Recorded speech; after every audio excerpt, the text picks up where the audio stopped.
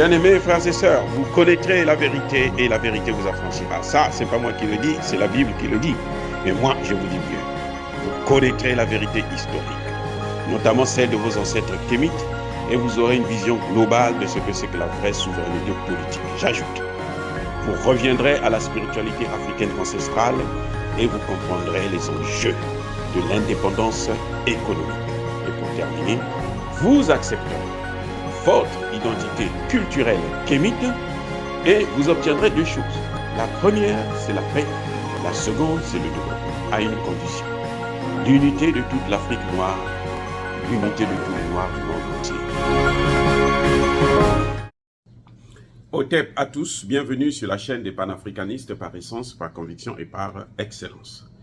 Celle des citoyens kémites par nécessité et obligation de combat. Nous sommes une chaîne qui n'est guidée que par nos ancêtres et rien que par les ancêtres qui appartiennent à l'égrégore du monde noir. Par conséquent, nous ne croyons en aucun Dieu venu de l'étranger. Toutefois, cette vidéo n'est aucunement destinée à inciter à la haine ou à la violence, car nous menons un combat qui est d'abord et avant tout spirituel, intellectuel et démocratique. Ensuite, il est politique, géopolitique et géostratégique. Contre l'impérialisme, le colonialisme, le néocolonialisme et l'endocolona, qui sont tous qualifiés de crimes contre l'humanité. Nous menons ce combat sur la base du principe fondamental que nous avons hérité de nos ancêtres kémites, qui est celui de la Mahat, c'est-à-dire solidarité, vérité et justice. Vous êtes donc en droit de connaître la vérité et nous avons l'obligation de vous dire la vérité, rien que la vérité, afin que justice soit rendue au continent africain. Et ça, c'est notre modeste contribution dans cette noble lutte en faveur de la souveraineté, la dignité, la solidarité et l'unité africaine. C'est exactement ça que nous appelons le panafricanisme. Bien-aimés frères et sœurs,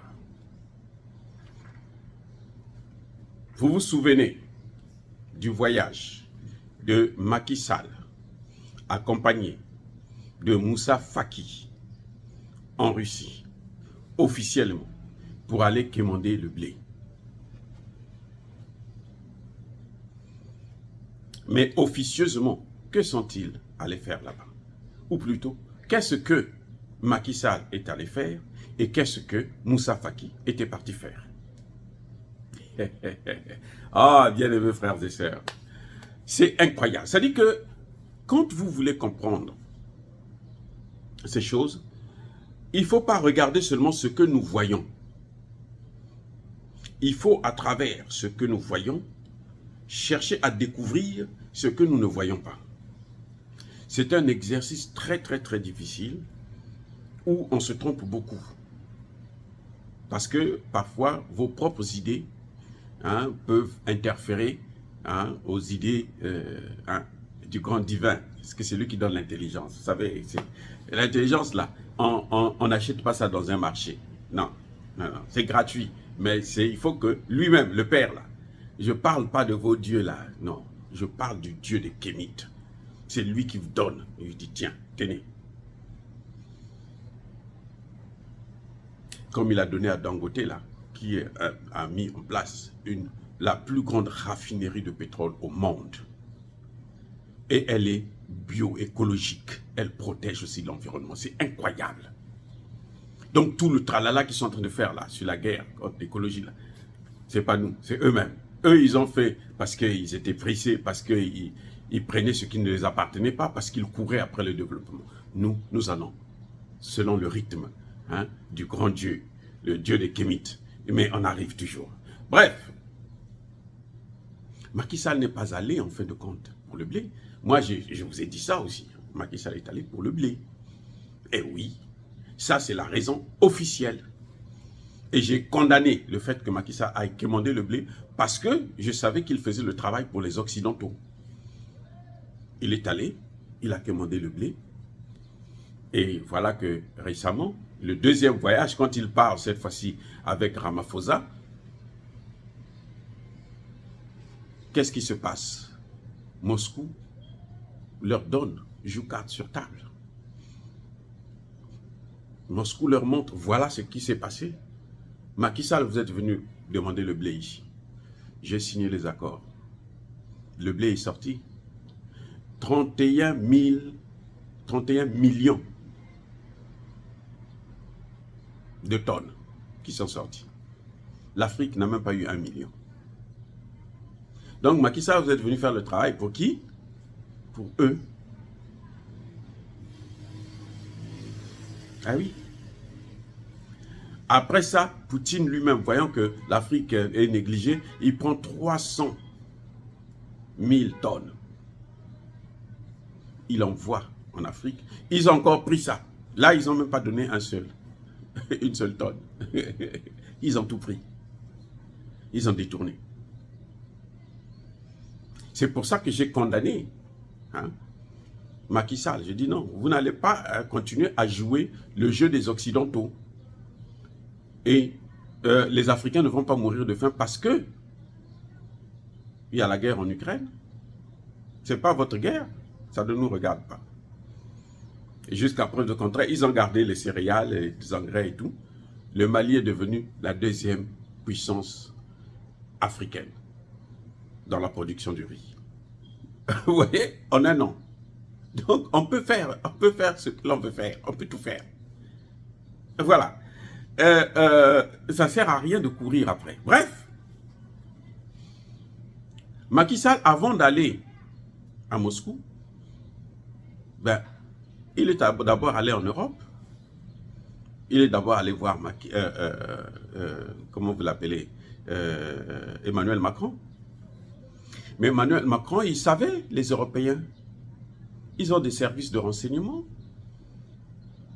Il savait pourquoi il voulait partir en Russie. Et il savait, les Occidentaux. Macky Sall a dû nier que non, je ne pars pas pour autre chose, je pars seulement pour commander le blé. Ils disent non, bon, nous on met notre garde du corps. On te donne un garde du corps à nous, Moussa Faki, qui va venir contrôler ce qui se passe entre vous et Poutine.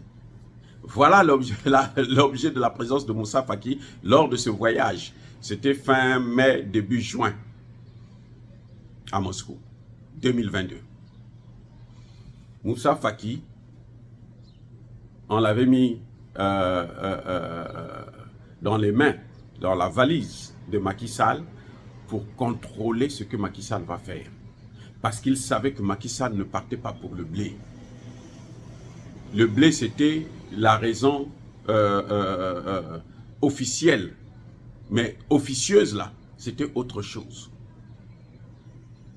Mais le problème, c'est que quand Macky Sall arrive à Moscou, accompagné de son garde du corps, M. Moussa Faki, ils ne vont pas rencontrer n'importe qui, ils vont rencontrer Poutine, un grand expert des services de renseignement. Poutine sait ce qui se passe. Poutine a l'information. Il sait comment il faut endormir Moussa Faki. Parce que Moussa Faki n'a vu que du feu.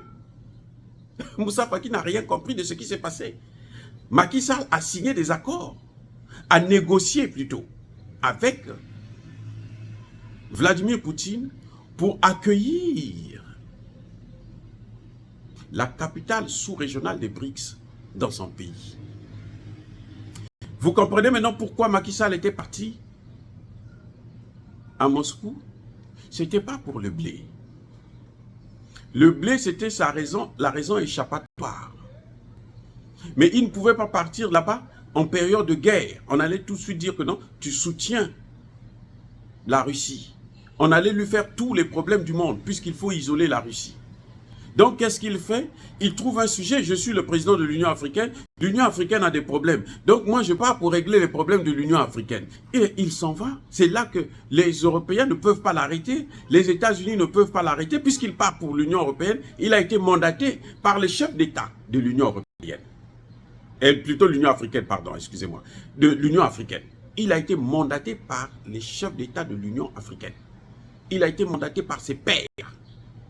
Eux, les Européens, malgré leur capacité à nous réduire en ayant, malgré le manque de souveraineté, ils ne pouvaient pas aller jusqu'à ce point de dire non, tu ne peux pas partir.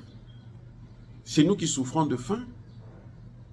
C'est nous qui avions besoin de céréales et du blé. vous nous proposez quoi, vous? Nous, on n'a rien à vous proposer. Donc, laissez-nous aller négocier. On le laisse donc partir.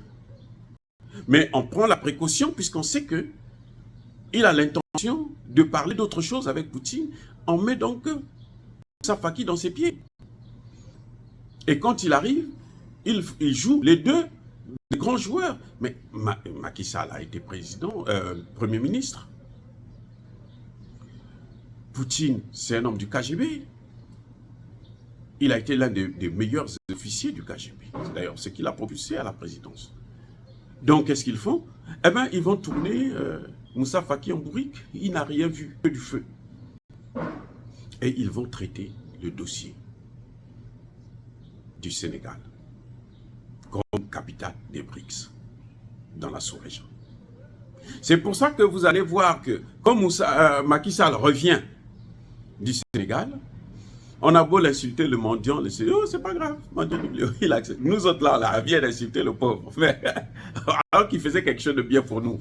Et quand on l'a insulté de tous les noms, lui il regardait, il a dû se moquer de moi là-bas, disons qu'il regarde, il dit, mais lui là, et en plus il est docteur, oh là là, c'est un pauvre corps.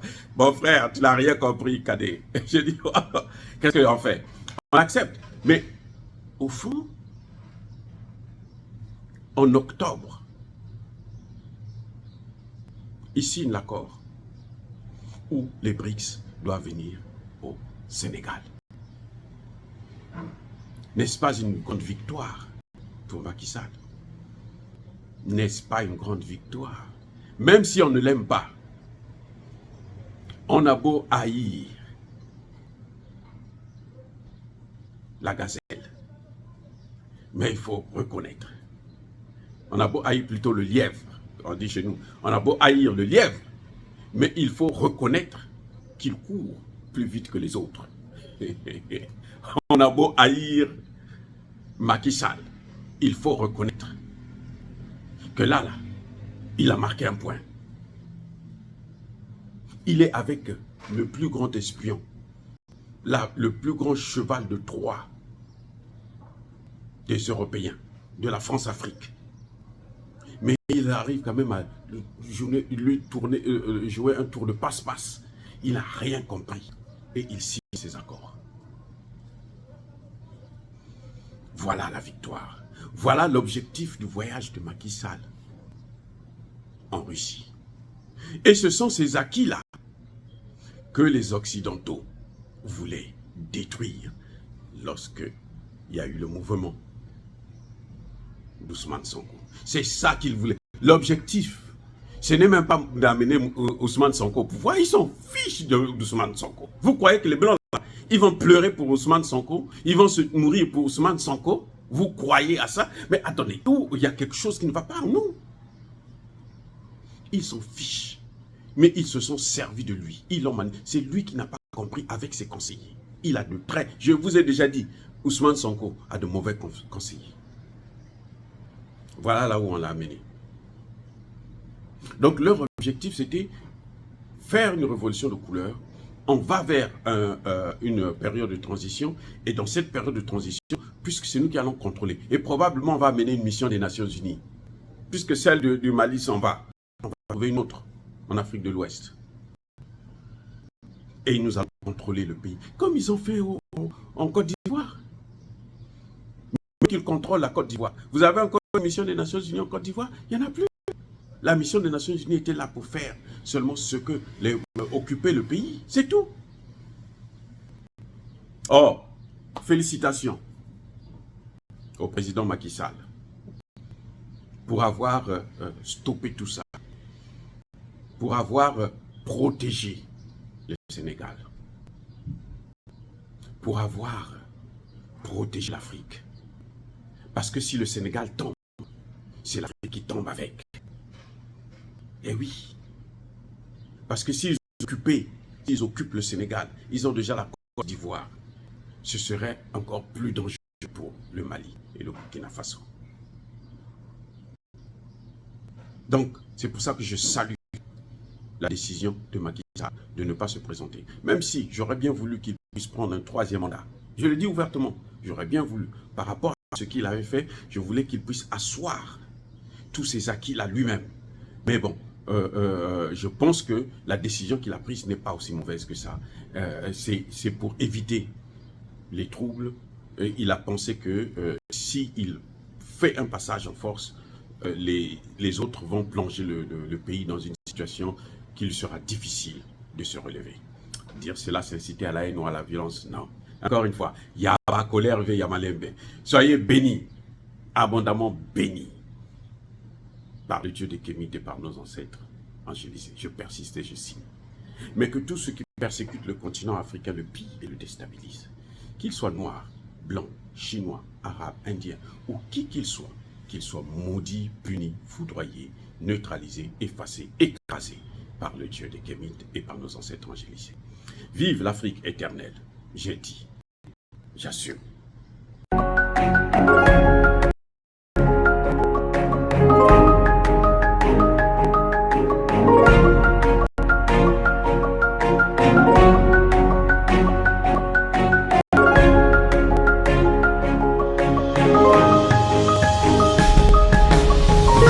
Eux, ils marchent par la foi et non par la vue. Mais moi, je vous conseille vivement de marcher par la connaissance scientifique et historique, notamment celle de nos ancêtres kémites, par les 5 sens et par l'intelligence. À vous, à Pierre.